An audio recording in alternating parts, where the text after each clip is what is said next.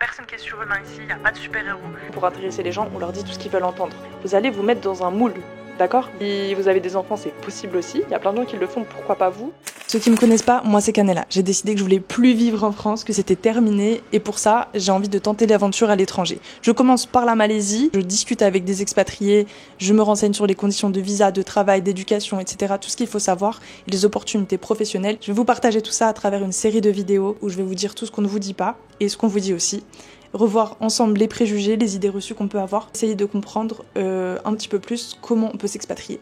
J'ai rencontré des expatriés dans plein de pays différents. Je confronte aujourd'hui leurs témoignages pour vous raconter leur histoire, comment ils sont parvenus à quitter leur pays d'origine pour aller s'installer dans un autre pays, les difficultés, les facilités, ce qui a changé dans leur vie et pourquoi ils ne reviendraient pas en arrière. Et on fait ça ensemble. Bon les gars, venez on parle d'expatriation. Aujourd'hui, il y a énormément de gens qui se disent expatriés et qui décident de tout quitter pour partir dans un autre pays, dont moi, où j'ai cet objectif depuis longtemps, mais qui aujourd'hui devient de plus en plus important et prend une plus grande place dans ma vie. Pourquoi ? Parce que voilà le contexte actuel en France, le climat anxiogène, mais surtout j'ai habité dans un autre pays. Donc je sais que ça existe, je sais que c'est possible et je sais qu'il y a une autre vie ailleurs. Cela étant dit, faut qu'on arrête de se donner des excuses. Faut qu'on arrête de penser que ça va être facile, qu'on va avoir tout sur un plateau d'argent, qu'on va arriver, qu'on aura une maison, un travail, un logement, des pantoufles et tout. Non. En fait, c'est pas facile. C'est une démarche qui demande des sacrifices et qui demande aussi qu'on fasse des efforts supplémentaires et surtout, je pense qu'on a une vision biaisée de l'expatriation, de l'émigration, parce qu'on va redéfinir un peu les termes, d'accord ? Donc, un expatrié, c'est quelqu'un qui vient dans un autre pays, qui part dans un autre pays avec un contrat de son pays d'origine. Par exemple, un Français qui part en Malaisie avec un contrat d'une entreprise française, eh bien, il est expatrié. Eux, ils sont très facilités parce que souvent, ils ont un logement, ils ont une voiture, ils sont dans des bons quartiers, ils ont l'éducation pour leurs enfants, d'accord ? Mais il y a toujours une certaine instabilité parce que tout dépend de l'employeur et de l'entreprise. Donc si demain l'employeur décide de virer la personne ou voilà, l'entreprise fait faillite, c'est terminé. Vous n'avez plus de situation en Malaisie par exemple, vous voyez ? Et ça arrive à plein de gens. Ensuite, les émigrés. En fait, le fait d'émigrer, c'est le fait de partir d'un pays vers un autre pays. Vous êtes en train d'émigrer. Et ensuite, vous êtes un immigré dans le pays d'accueil. Par exemple, moi, aujourd'hui, si je reste ici, je vais être une immigrée française en Malaisie. Le terme d'expatrié a été très vulgarisé aujourd'hui parce que on l'utilise pour parler de quelqu'un qui va dans un autre pays de façon abusive. On va dire qu'on est un expat ou un expatrié quand on a fait le choix de partir vers une destination sans y être forcé, avec une situation confortable. En gros, ça concerne surtout les occidentaux, ce terme-là, aujourd'hui. Donc voilà, même si je l'utilise pour plus tard pour que ça parle à plus de gens, sachez que voilà, on est des immigrés. On est des immigrés, ok ? Que ce soit clair, on est des immigrés. Alors, ce que je voudrais vous dire, c'est qu'il n'y a rien de facile, les gars, dans la vie. Il n'y a rien de facile. On est tous, à un moment donné de notre histoire, issus de l'immigration. Ce qui veut dire que on a nos parents, grands-parents, arrière-grands-parents qui ont fait ce choix, ce sacrifice aussi, qui se sont éloignés de leur famille, sûrement de leur situation, qui ont tout laissé pour partir, pour vous donner une meilleure vie, d'accord ? Et ça, c'est un sacrifice. Et ils se sont souvent saignés en prenant des travails difficiles, souvent aussi en faisant plusieurs jobs à la fois. Bref, rien n'est facile et il n'y a aucune raison pour laquelle nous, ce soit tout servi comme ça sur un plateau. Non, en fait. Si vous avez de la chance, vous aurez sûrement une opportunité qui sera cool et qui vous permettra de vivre très confortablement, mais vous aurez peut-être toujours cette épée de Damoclès au-dessus de la tête. Donc quoi qu'il arrive, ce n'est pas facile, d'accord ? Ce n'est pas facile. Il faudra aussi s'adapter à la culture, peut-être dans le travail aussi. Il n'y a pas d'endroit parfait aussi, ça il faut bien le comprendre, il faut bien le dire, d'accord ? Ça n'existe pas, il n'y a pas d'endroit parfait. Juste vous allez choisir l'endroit qui est le mieux pour vous, peut-être pour vos enfants, pour votre avenir, et vous allez faire certains sacrifices, et vous allez perdre des choses que vous aimiez en France et retrouver d'autres choses que vous aimez beaucoup plus dans un autre pays, d'accord ? Et en général, il faut savoir que, évidemment, partir en vacances dans un pays et y vivre, ça n'a rien à voir. Je peux vous dire qu'en général, c'est mieux d'y vivre que de partir en vacances. On aurait tendance à penser le contraire, mais en général, en fait, vous découvrez des facettes de la ville, du pays, d'autres facettes qui sont en fait hyper intéressantes et que vous allez vraiment trop aimer, en fait. Donc cela étant dit, aujourd'hui, on a l'impression que tout est facile parce qu'on voit beaucoup de gens qui sont partis dans un autre pays et ils nous montrent vraiment les facettes très faciles, les facettes incroyables. Regardez, je vis en Malaisie, c'est trop bien, je peux aller sortir avec mon foulard, je peux aller à la piscine, on entend l'Aden, on voit les mosquées, etc. Mais les gars, ça se résume pas à ça. C'est un peu la difficulté qu'on a avec les réseaux sociaux, c'est qu'évidemment, on va montrer que le positif. On va pas montrer nos épreuves, on va pas montrer nos difficultés, nos épreuves dans notre couple, dans notre mariage, etc. Donc c'est un peu la logique des réseaux sociaux et en même temps, on n'a pas forcément envie d'étaler le négatif, mais il faut aussi le dire, il y a des difficultés. Parfois c'est compliqué, parfois on peut être expulsé du jour au lendemain aussi parce que c'est pas notre pays d'origine. Donc voilà, ça il faut le dire. Et il faut savoir que vous allez peut-être galérer au départ, vous allez charbonner les gars, vous allez peut-être prendre 2 travails, peut-être pas prendre un travail qui vous plaît, peut-être que vous avez un plan, vous avez un business, mais peut-être que ça va pas marcher. Donc ça, il faut bien le savoir et il faut bien sûr être reconnaissant de se dire demain ça va pas, je peux rentrer en France ou je peux rentrer en Belgique ou peu importe d'où vous êtes. Évidemment, on a cette chance-là. Il y a plein de gens qui n'ont pas cette chance. Ça veut dire qu'ils sont obligés de partir déjà dans l'urgence parce que dans leur pays ça va pas et en plus qui n'ont pas de ce moyen de retour. Donc nous, on a énormément de chance et pourtant, on continue à se donner beaucoup d'excuses. On attend vraiment le bon moment, on attend d'avoir tout. Alors je suis d'accord avec vous qu'il faut sécuriser. Bien sûr, vous ne partez pas avec 500 € dans votre compte en banque. Il y a des gens qui partent en Australie avec 500 € de côté et ils parlent pas anglais. Excusez-moi, mais là vous allez vous casser la... je vais vous le dire franchement, c'est logique. En fait, faut pas déconner non plus. Faut pas décoller non plus. Vous allez pas chez votre tata, quoi. Enfin, c'est le monde réel, quoi. Donc, on nous vend énormément de choses sur les réseaux. Attention, il faut confronter ce que vous entendez à la réalité. Il faut confronter toutes vos idées reçues, tout ce que vous voyez à la réalité. Il faut aussi savoir que les réseaux sociaux, c'est la course au buzz, c'est la course aux vues. Et forcément, pour intéresser les gens, on leur dit tout ce qu'ils veulent entendre. Donc, on va vous dire que c'est facile, que vous allez venir en Australie. Par exemple, je prends le cas de l'Australie parce que c'est très significatif. Et que vous allez faire 10 000 € par mois et que vous allez rentrer en France avec 100 000 €. Déjà, il y a la conversion du dollar, de l'euro, donc déjà vous perdez.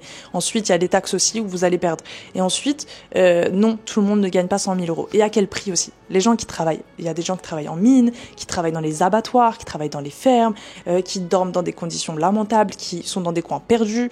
Vous allez rien faire d'autre que travailler. Vous faites du 10-15 heures de travail par jour. Est-ce que ça, on vous le dit beaucoup? Je ne crois pas. Je ne crois pas. Et c'est des gens qui ne sortent pas, qui ne font rien, qui ne vivent pas, qui viennent ici avec un objectif clair. On veut ramener de l'argent et repartir en France ou alors acheter dans un autre pays, au Maroc ou peu importe. Donc il faut aussi confronter votre objectif avec le leur, qui n'est pas du tout le même forcément. Mon expérience, moi, de immigré en Australie. Quand je suis partie en Australie, mon objectif c'était juste de vivre ma vie. Donc je ne m'attendais pas à revenir avec de l'argent ni de coffrer de l'argent. Je suis venue avec 5-6 000 € de côté, d'accord, et j'y ai pas touché parce que j'ai eu la chance de travailler directement et donc mon argent se remettait directement dans mon loyer et dans mes sorties, dans mes voyages, etc. Mais du coup, j'ai gardé mon argent de côté. Cet argent, il est hyper important. Si vous arrive une galère, si vous arrive quoi que ce soit, il faut que vous ayez de l'argent de côté. Donc chacun a son objectif propre, ok? Je sais qu'il y a des gens qui sont parents, qui partent avec leurs enfants et qui veulent tout simplement avoir une meilleure vie pour leurs enfants, une meilleure éducation, qui veulent juste un meilleur environnement, etc.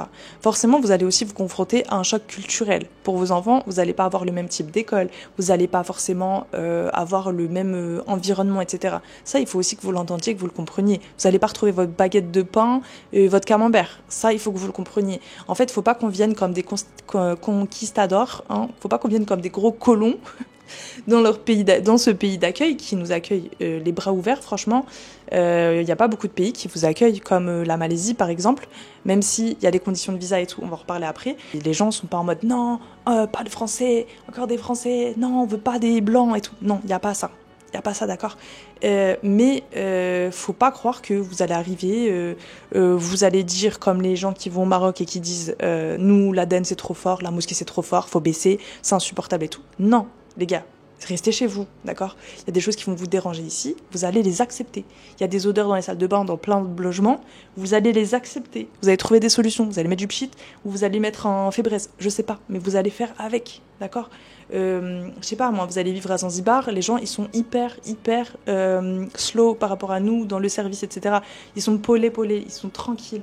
Vous êtes habitué à être speed, ben non, si vous n'êtes pas content, restez en France. En fait, il faut juste aussi comprendre que vous allez venir vous mettre dans un moule, d'accord. Vous allez venir vous mettre dans une société et vous allez prendre la forme de la société dans laquelle vous allez aller. Si vous allez au Japon et que vous n'êtes pas content parce que dans le monde du travail, en fait, ils sont hyper à l'ancienne et que en fait, ils ont pas du tout évolué sur certains trucs, genre les mails.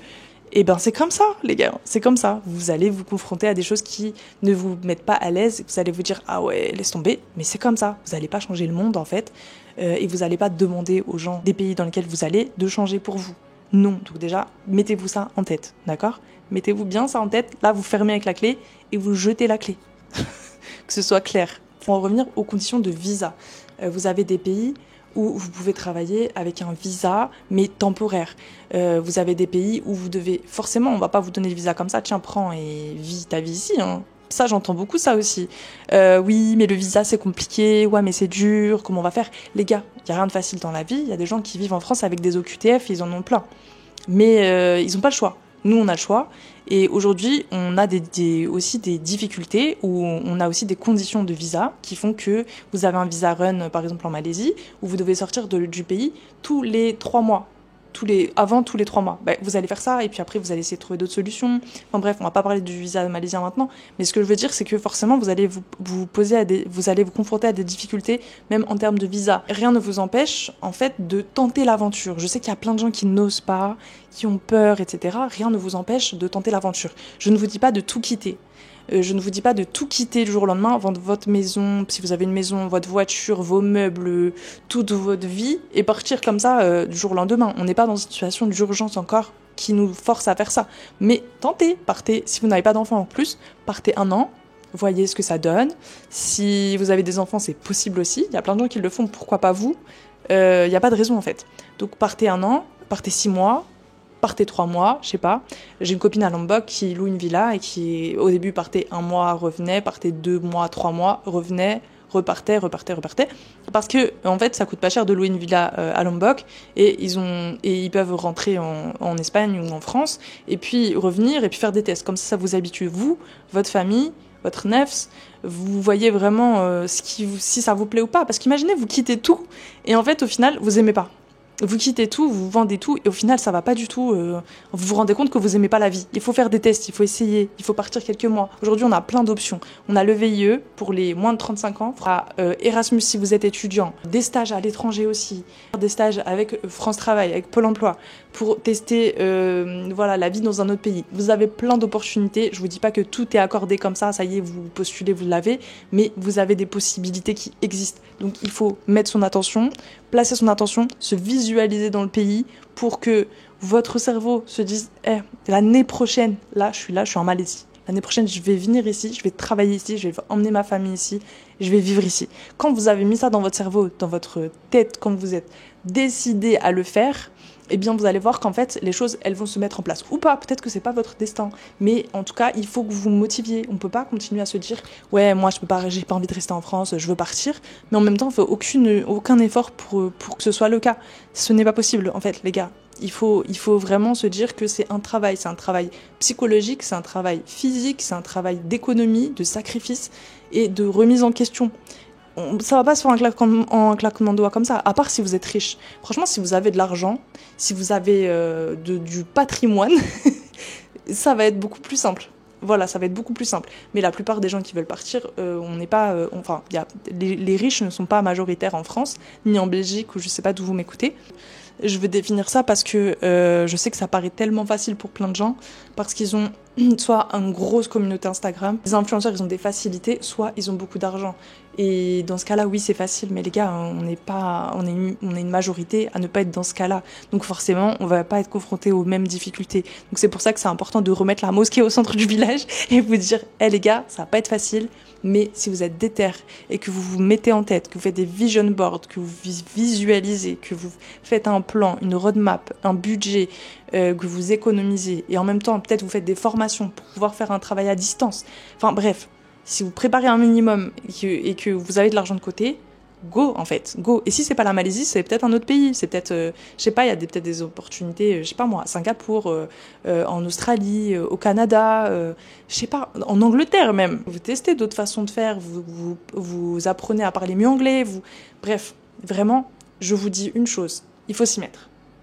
Il faut s'y mettre. Si c'est votre objectif parce que vous voulez vivre votre religion autrement ailleurs, parce que vous en avez marre du climat anxiogène, parce que juste vous vous sentez pas à votre place, juste vous avez envie de vivre une expérience à l'étranger, eh ben go, allez-y, arrêtez de vous donner des excuses. S'ils peuvent le faire, on peut le faire. Répétez-vous ça tout le temps. Si eux ils peuvent le faire, moi je peux le faire.